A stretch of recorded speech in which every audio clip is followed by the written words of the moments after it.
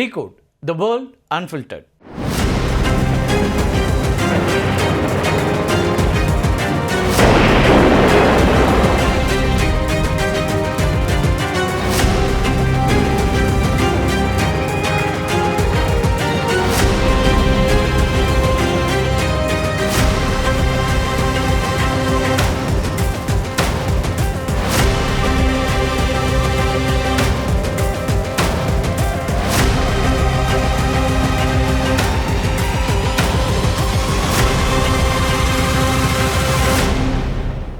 America இஸ்ரேலை தவிர யாருமே எதிர்பார்க்காத இன்னொரு நாடும் ஈரான் மேலே சத்தமே இல்லாமல் தாக்குதல் நடத்தி பெரும் சேதம் விளைவித்ததா இப்போ தகவல்கள் வந்துட்டு இருக்கின்றன. ஈரான் மீது தாக்குதல் நடத்திய நாடு எது, இதனால் ஈரான் எதிர்கொண்ட பாதிப்புகள் என்ன அப்படிங்கிறதெல்லாம் பற்றி தான் இந்த வீடியோவில் நம்ம பார்க்க இருக்கிறோம். ஏப்ரல் 8ஆம் தேதி ஈரானுடைய லேவன் தீவு அங்கே இருக்கக்கூடிய எண்ணெய் சுத்திகரிப்பு நிலையம் மீது மிகப்பெரிய தாக்குதல் நடத்தப்பட்டுச்சு.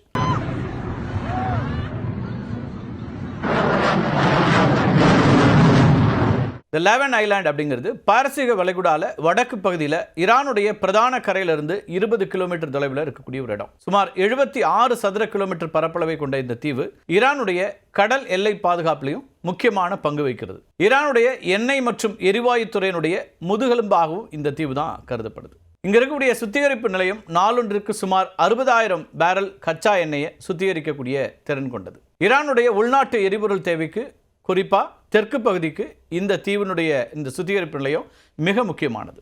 பாரசீக வளைகுடாலிருந்து கச்சா எண்ணெயை சர்வதேச சந்தைக்கு அனுப்பக்கூடிய மிகப்பெரிய ஏற்றுமதி முனையங்களில் இந்த லேவன் சுத்திகரிப்பு நிலையமும் ஒன்று. இங்கே இருக்கக்கூடிய ஆழ்கடல் தளம் மிகப்பெரிய எண்ணெய் கப்பல்கள் வந்து செல்றதுக்கு வசதியான ஒன்று.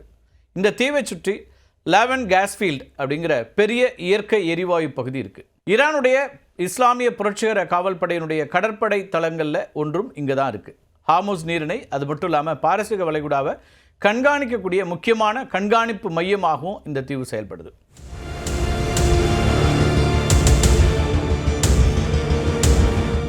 எண்ணெய் கட்டமைப்புகளை பாதுகாக்கிறதுக்கு இங்கு ஏவுகணை தடுப்பு அமைப்புகள் அதே போல் ரெடார் நிலையங்கள்லாம் நிலைநிறுத்தப்பட்டிருக்கின்றன. ஈரான் இந்த தீவை தன்னுடைய எரிசக்தி கோட்டையாக கருதி வந்துச்சு. இந்த நிலையில் தான் ஈரானுடைய லேவன் தீவு எண்ணெய் சுத்திகரிப்பு நிலையத்தின் மீது UAE துல்லியமான வான்வழி தாக்குதலை நடத்தியிருக்கிறது. இந்த தாக்குதலில் அமீரகத்தினுடைய மிராஜ் 2009 ரக போர் விமானங்கள் பயன்படுத்தப்பட்டதா இராணுவ ஆய்வாளர்கள் கருதுகிறாங்க. இந்த வகை விமானங்கள் உலகத்தில் UAE மட்டுமே இயக்கி வருகிறது அப்படிங்கிறத இங்கே குறிப்பிட வேண்டியிருக்கு. சுத்திகரிப்பு நிலையத்தினுடைய மிக முக்கியமான பகுதிகளை மட்டுமே குறிவச்சு தாக்கக்கூடிய திறன் கொண்ட லேசர் வழிகாட்டுதல் ஏவுகணைகளை பயன்படுத்தி தாக்குதல் நடத்தப்பட்டதா இப்போ சொல்லப்படுது. இந்த தாக்குதலில் எண்ணெய் சுத்திகரிப்பு ஆலையில் தீ விபத்து ஏற்பட்டு அதனுடைய உற்பத்தி திறன் முடங்கியது. அமீரகத்தை பொறுத்த வரைக்கும் அதிகாரப்பூர்வமாக அவங்க என்ன சொல்கிறாங்கன்னா போரில் ஈடுபடவில்லை அப்படின்னு தான் சொல்லிட்டு இருக்காங்க. இந்த தாக்குதலை ஆனால் ரகசியமாக நடத்தியிருக்காங்கன்னு வரக்கூடிய செய்திகளை பார்க்குறோம்.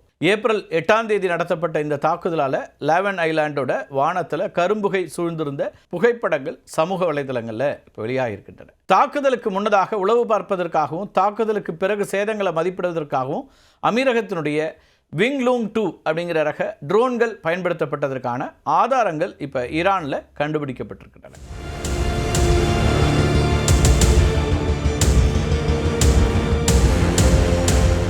ஈரான் மீது அமெரிக்காவும் இஸ்ரேலும் மட்டுமே தாக்குதல் நடத்தி வருவதாக கருதப்பட்ட நிலையில் ஐக்கிய அரபு அமீரகமும் மிகப்பெரிய அளவிலான தாக்குதல் மேற்கொண்டிருப்பது அப்படிங்கிறது உலக அளவில் பெரும் அதிர்ச்சியையும் பரபரப்பையும் உண்டாக்கி இருக்கிறது. ஈரான் அமெரிக்கா போரின் போது ஐக்கிய அரபு அமீரகம் மீது ஈரான் 2800க்கும் மேற்பட்ட ஏவுகணைகள் அது மட்டும் இல்லாமல் ட்ரோன் தாக்குதல்களை நடத்தியிருந்தாங்க. அமெரிக்கா மீது ஈரான் நேரடி தாக்குதல்களை மேற்கொள்ள முடியாது அப்படிங்கிறதுனால ஐக்கிய அரபு அமீரகத்தில் இருக்கக்கூடிய அமெரிக்க இராணுவ தளங்கள் இருக்கு இல்லையா, அந்த தளங்களை இலக்காக கொண்டு தான் இந்த மிசைல்ஸ் அவங்க ஏவினாங்க.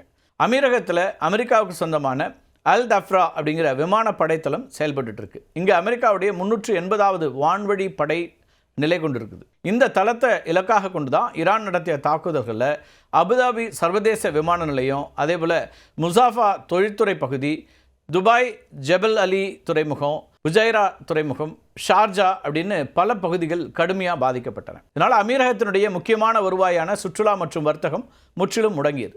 அபுதாபி மற்றும் துபாய் பங்கு சந்தைகளில் சுமார் $120 பில்லியன் அளவுக்கு இழப்பு ஏற்பட்டு பங்கு வர்த்தகம் நிலை குலைஞ்சிச்சு. பாதுகாப்பு படையினர், வெளிநாட்டு தொழிலாளர்கள் உட்பட பலரும் உயிரிழந்தாங்க. இதுக்கு பதிலடி கொடுக்கறதுக்காகவே அமீரகம் ஈரான் மீது ரகசிய தாக்குதலை நடத்தியதா இப்போ கருதப்படுது. ஐக்கிய அரபு அமீரகம் மற்றும் ஈரான் இடையிலான உறவுங்கிறது பல தசாப்தங்களாக வணிக ரீதியிலான நெருக்கத்தையும் அரசியல் ரீதியான மோதல்களையும் கொண்ட ஒரு சிக்கலான உறவுன்னு தான் சொல்லணும். நீண்ட காலமாக ஈரானுடைய இரண்டாவது மிகப்பெரிய பிசினஸ் பார்ட்னராக அமீரகம் இருந்துட்டு இருக்கு. மேற்கத்திய நாடுகளுடைய பொருளாதார தடைகளை தாண்டி ஈரான் உலக நாடுகளோட வணிகம் செய்யறதுக்கு துபாயினுடைய ஜெபல் அலி துறைமுகம் ஒரு நுழைவாயிலா செயல்பட்டது தான் சொல்லணும். பாரசீக வளைகுடாவில் இருக்கக்கூடிய Abu Musa, Greater Tunb, Lesser Tunb ஆகிய 3 தீவுகள் தங்களுக்கு சொந்தமானது அப்படின்னு அமீரகம் சொல்லிட்டு இருக்கு. ஆனால் இவை 1971 முதல் ஈரானுடைய கட்டுப்பாட்டில் இருக்கக்கூடிய தீவுகள். இதுதான் 2 நாடுகளுக்கும் இடையிலான நீண்டகால பகைக்கு அடிப்படை காரணம். இந்த 3 தீவுகளும் பாரசீக வளைகுடாவுடைய நுழைவாயிலான ஹார்முஸ் நீரிணைக்கு மிக அருகில் அமைந்திருக்கக்கூடிய தீவுகள். இந்த அபு முசா தீவு இருக்கு இல்லையா, இந்த ஐலாண்டு சுமார் 12 சதுர கிலோமீட்டர் பரப்பளவு கொண்டது. இந்த 3 தீவுகளிலேயே பெரியது மற்றும் மக்கள் வசிக்கக்கூடிய ஒரு தீவுன்னு சொல்லலாம். இங்கே எண்ணெய் மற்றும் இயற்கை எரிவாயு வளங்கள் அதிகமாக இருக்கின்றன. கிரேட்டர் டம் சுமார் 10 சதுர கிலோமீட்டர் பரப்பளவு கொண்ட ஒரு தீவு. இது இராணுவ ரீதியாக ஈரானுக்கு மிகவும் முக்கியத்துவம் வாய்ந்த ஒன்று. லெசர் டன் அப்படிங்கிற அந்த ஒரு தீவு வெறும் 2 சதுர கிலோமீட்டர் பரப்பளவு கொண்ட ஒரு சிறிய பாறை தீவு, அவ்வளோதான். இங்கே மனிதர்கள் வசிக்கிறது இல்லை. 1971ஆம் ஆண்டில் பிரிட்டிஷ் படைகள் இந்த பகுதியை விட்டுட்டு வெளியேறிய போது அமீரகம் ஒரு தனி நாடாக உருவாவதற்கு 2 நாட்களுக்கு முன்னாடி ஈரானிய கடற்படை இந்த தீவுகளை கைப்பற்றுறாங்க.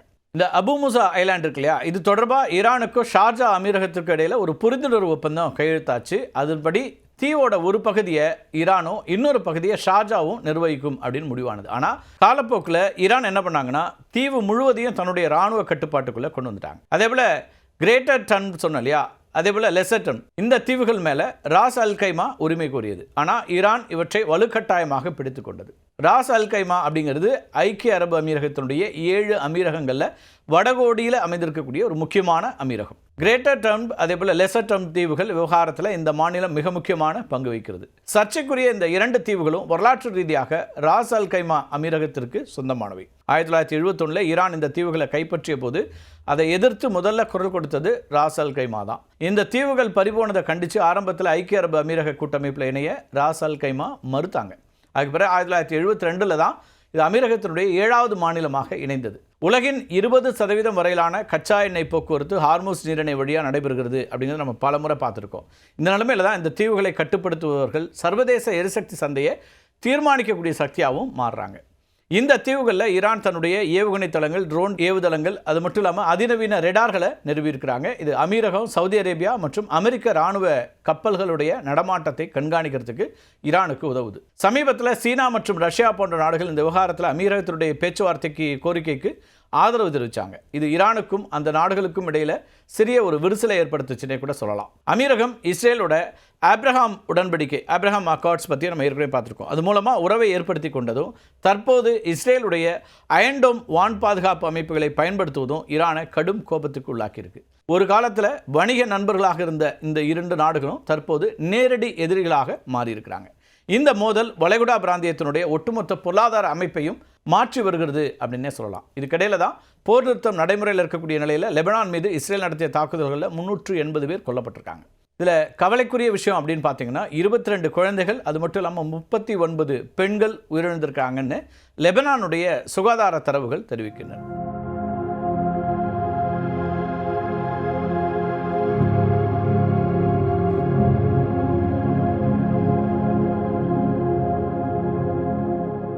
தெற்கு லெபனான் பகுதிகள் மற்றும் பெக்கா பள்ளத்தாக்கு, பெக்கா வேலின்னு ஒரு இடம் இருக்குது. இந்த பகுதிகளில் இஸ்ரேல் தன்னுடைய வான்வழி தாக்குதல்களை தொடர்ந்து நடத்திட்டு இருக்கிறாங்க. குறிப்பாக தெற்கு லெபனானில் இருக்கக்கூடிய சுமார் 428 குடியிருப்பு கட்டடங்கள் போர் நிறுத்தம் அறிவிக்கப்பட்ட சில நாட்களிலேயே தரைமட்டமாக்கப்பட்டன. ஹெஸ்புல்லா அமைப்பினுடைய இராணுவ உட்கட்டமைப்புகள், அது மட்டும் இல்லாமல் ஆயுத கிடங்குகளை மட்டுமே நாங்கள் குறிவைக்கிறோன்னு இஸ்ரேல் சொல்லுது.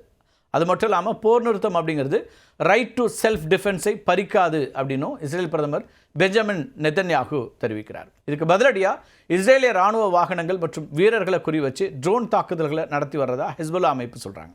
அமெரிக்கா ஈரான் போர் தொடங்கியதிலிருந்து 12 லட்சம் லெபனான் மக்கள் வீடுகளை விட்டு வெளியேறி இடம்பெயர்ந்திருக்கிறாங்க. லெபனானுடைய இறையாண்மை மற்றும் பாதுகாப்பை உறுதி செய்ய வேண்டி சர்வதேச அமைப்புகள் மற்றும் வல்லரசு நாடுகள் இந்த மோதலை ஒரு பிராந்திய போராக மாறாமல் தடுக்க வேண்டிய கட்டாயத்தில் இருக்கிறாங்க. போர் நிறுத்தம் அப்படிங்கிறது வெறும் காகித அளவிலான ஒப்பந்தமாக இல்லாமல் களத்தில் உயிர்களை காக்கக்கூடிய கவசமாக மாறினால் மட்டுமே லெபனானுடைய இயல்பு நிலை அப்படிங்கிறது திரும்புவதற்கான வாய்ப்புகள் இருக்கிறது. மீண்டும் ஒரு காணொலியில் சந்திக்கலாம் நண்பர்களே. நன்றி, வணக்கம்.